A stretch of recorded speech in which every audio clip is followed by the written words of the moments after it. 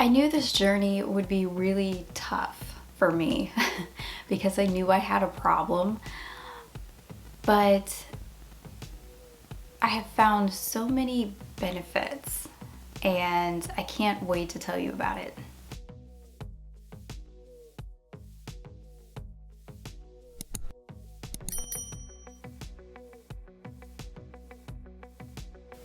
Hey friends, welcome to my channel. My name is Mandy, the Handmade Homeschooler, and it has been 1 year since I started new habits with my phone. And I'm going to tell you about what I did. I'm not going to tell you that I am like phone free or that like I switched to a flip phone. Although if somebody could get me back my pink razor from the early 2000s, I would be such a happy girl. But what I will tell you about is the new habits I formed and what that's done for me a year later. So if you're new to my channel, my name is Mandy and I have 2 teenage boys that I homeschool, and mostly my channel is about homeschooling, but I also do videos like this about motherhood and homemaking and things like that, and just life in general. So if you want more content about homeschooling and things like that, make sure you're subscribed to my channel, and I have a homeschooling group for Christian families down below in the description box too if you'd like to join us over there. It's been a wild ride. Last August, I decided to give up social media for a while and only use it for work purposes, which this is what I call work purposes, like stuff for my channel. Basically just posting my videos and making sure that people get into my group, and not using my personal accounts at all. Now, I don't have a whole lot of social media accounts. I'm mainly active on just Instagram and Facebook. Those are the only 2 platforms that I'm really active on. And it was harder for me than I thought at first. Like, if you don't think that you're addicted to something, but somebody says you are, take it away for a couple of days and see what happens. It might be eye-opening. I didn't realize how much I used it. I think that was my biggest thing. But you know how when you have an iPhone, they have like the little screen time thing that tells you how many minutes you've been using a certain app? Go in there and see what you use the most. For me, it was Facebook. And I realized that I wasn't doing anything on these apps between Instagram and Facebook. I was not doing anything on these apps. I was literally just wasting time. I was not doing anything constructive or creative. I was just bored. Like, it was my boredom buster. And I was like, why am I spending this much time? And at the height of, I guess you want to say, my social media addiction, I was spending up to 8 hours a day on these things. And I'm like, that is a full-time job. I am spending the equivalent of a full-time job playing on my phone. And I'm not doing anything. Like, this is silly. So I was like, okay, I'm going to get rid of it and just see what happens. So I took the apps off my phone, which I realized was really hard for Instagram because I can't post my videos to you without the app, because I can't post a story via my laptop. So I have the Instagram app on there, but I'm limited to like 5 to 15 minutes a day just to post those stories, and then I have to get off. So I made some very hardline rules for myself. First, I had to get rid of my social media apps other than Instagram, just because of the stories problem. Next, I was severely limited during the day. I could only have 15 minutes for social media. So what I started doing was morning, afternoon, and evening, I would go on for like 2 or 3 minutes to put new people into my group, to answer questions that maybe I got as like a direct message from one of my viewers here or something like that. And that was it. And I could not scroll anymore. So there was no more scrolling. I found that the first 2 weeks were a little difficult, but after that it was fine. Like, it wasn't a big deal, and I found other things to do. So in this video, what I'm gonna do is I'm gonna tell you those things that I replaced those bad habits with, because I get questions all the time from you guys asking, how can I do this too, and what did you do? Because I think the biggest thing and the biggest reason why people fail at getting rid of these apps is because people use them like I do as boredom busters, and it's not really doing anything for us. The biggest thing to remember is when you have like an addiction to something, you can't just get rid of it without replacing it. You have to replace it with something or you'll go back to that thing. You can't just sit and stare at a wall. You have to replace it with something else. So I found things to replace my bad habits with, and we're gonna go over those because I think it might help somebody out there. Maybe it'll help you. I hope that it does, because I think as moms, the last thing we need to be doing is what I was doing, spending the equivalent of a full-time job on your phone. So here's what I did to replace my bad habits. So probably the first thing that I did, and probably the thing that takes up the most time, was working out. Working out has always been something that I enjoy, and I have always been huge with workouts. I mean, it's probably been my biggest hobby since my youngest child was born. Everybody has different hobbies. I like to be active. So one of the things that I bought was a walking pad on Amazon, which is like the lower half of the treadmill. So it's not like the big piece of furniture, it's just the lower tread. So sometimes I have it in my living room, like it can move around, it has wheels, and I'll put that in the living room and I will just walk and maybe watch a television show with my kids or listen to a podcast, listen to an audiobook. It usually puts me in a great mood the rest of the day, and I really, really enjoy it. So that's one of the biggest hobbies that I have replaced my scroll time with. The next one you guys already know is reading, which is why you see all of these reading videos, like these reading roundup videos, and I show you all the books that I read throughout the month.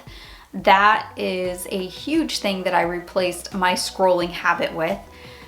The only downside to that is I really needed a new Kindle because the books were overflowing in my house, which I will tell you about that in a minute. But yeah, I had books just everywhere. So I got a new Kindle for Christmas last year, and a Kindle Unlimited subscription, which is through Amazon, and basically it's like a book lending subscription where I can get free books on my Kindle and I read them and then I return them type of thing. So it's like an online library. It's really cool. It saves me a ton of money too. The next one is one I have been like obsessed with for the last month, which is decluttering. My house, I don't know what it is. I think it's just because it's a smaller house and we have been married for almost 20 years, but like my house has been overflowing lately and I don't know what it was. I woke up one day and I'm like, I feel like I'm suffocating. And I just started putting things in trash bags. And it felt so good, and I just didn't stop. And I went room to room to room, and I feel so much better now. So get this, yesterday, I got rid of over 500 pounds of stuff from my house. I did. I was so proud of myself. Some went to donations, some just need to be thrown out, but we got rid of so much stuff, like 2 truckloads of stuff. I'm so proud. Like I am so proud of myself for doing that. And now my house is like a breath of fresh air. I'm not a minimalist. I'm not a minimalist by any means, but my house looks kind of like a minimalist house now. If you have been around my channel for a couple of months, you might have heard me say that I have to eat kind of a different diet. Well, it requires a lot of prep work. So I eat what is called the anti-inflammatory diet. And if you know anything about it, it is very laboring. It can be quite laboring. I have to pre-cook my meals ahead of time because I'm the only one in the house that really needs to eat that way. So I cook and prepare a lot of my meals ahead of time. And my family, they eat kind of like clean paleo, but I have to tweak my meals a little bit more. And I like to have meals prepped and ready to go in my freezer just in case I get sick or my husband and my kids could probably not make what I need from scratch. So I like to have like emergency meals done and prepared. I like to have, breakfast for the whole family done and prepared. And I've overhauled our eating habits here in the house a lot over the last couple of months too. And it's, it requires a little bit more prep work on my end. So preparing meals and prepping meals and doing a lot of cooking, that takes a lot of my time. So, that's one of the things that I have definitely replaced phone time with. And sometimes I listen to a podcast or an audiobook, and that's a great way for me to get in like a good audiobook. Right now I'm listening to like 2 different audiobooks, and I do that usually while I'm cooking. So it really helps to have something like that going on, so I can listen to something and I feel like I'm not just doing something mindlessly. And it's a great way for me to help prepare for school. So if the kids have like a book that they're reading, I can use the audiobook version of that in my headphones, and I can just, go around the kitchen and do my thing, but I'm still preparing for school. Games with the kids is another one. So I have teenagers. I don't have little kids. So there's not a whole lot of like, playing with toys going on, but there sure is a lot of game time. One of the games that my kids are just obsessed with right now is Catan. And we have like 6 different versions and extensions of Catan, and my youngest is always teaching us a new one. So we play that as a family, usually every Friday night, but a lot of times during the week I will play with my youngest too, and he, teaches me different strategies and things, which has helped me win against all the boys. So it's been fun learning how to play that. And it's a game that takes up, at least an hour. So these are not like short little games like little kids play. These are like longer adult games. But it's been fun learning how to do that and learning a new skill. Preparing for school is another big one. I like to read lessons ahead of time. It's just something that kind of helps me prepare and know what I'm going to be talking about with the kids. It's really hard to do that as they're doing the lessons because I don't have 2 copies of the book. That would be silly. I'm not going to buy 2 copies of a textbook, So in order to, just be more prepared and know what the lessons are and know discussion points that we're going to talk about, having time to sit down and read those books is something that I feel like is really important for me to do. So I have a notebook, I have my own notebook, and I take notes on each of the things that I'm reading, and I take notes on discussion points, and then we talk about it as a family after they do their reading. And it's, enabled me to help them a little bit more in their classes as well. So being able to know what their lessons are and know what they're learning has been edifying for me because I know they're reading really great books. So I get to read those great books with them. I get kind of a second education because I'm reading several history textbooks and science textbooks along with them. But it also, gives us time to discuss things as a family, and that I can't put a price tag on something like that. But if I was scrolling on my phone for 8 hours a day, I can't do that. I don't have time to do that. So, it's a really great trade-off. All right, so there is my 1 year, well, really like 13-month update.